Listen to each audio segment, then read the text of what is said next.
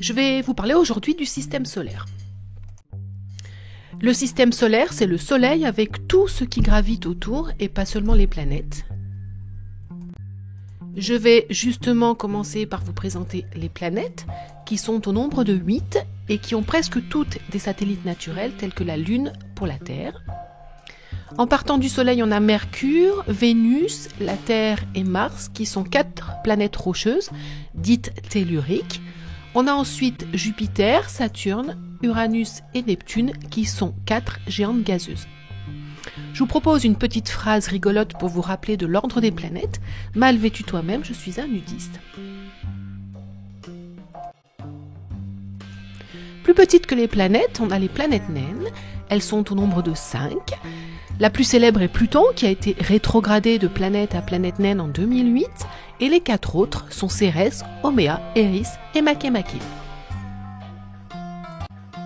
Plus petits que les planètes naines et beaucoup plus nombreux, on a les astéroïdes, qui sont des corps rocheux de formes irrégulières, qui peuvent aller de quelques dizaines de mètres à plusieurs kilomètres de diamètre.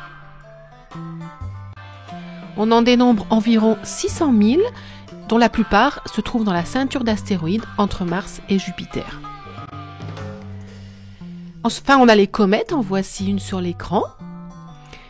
Les comètes, ce sont des astres gravitant autour du Soleil sur des orbites très allongées, s'étirant parfois jusqu'à la limite du système solaire. C'est pour ça qu'on va les voir très peu souvent.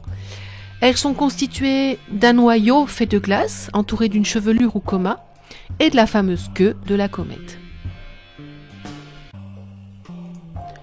Le vent solaire, lorsque la comète va s'approcher du Soleil, va éjecter gaz et poussière du noyau de la comète, et ces derniers vont diffuser la lumière du Soleil et s'éclairer, comme le montre l'animation sur l'écran.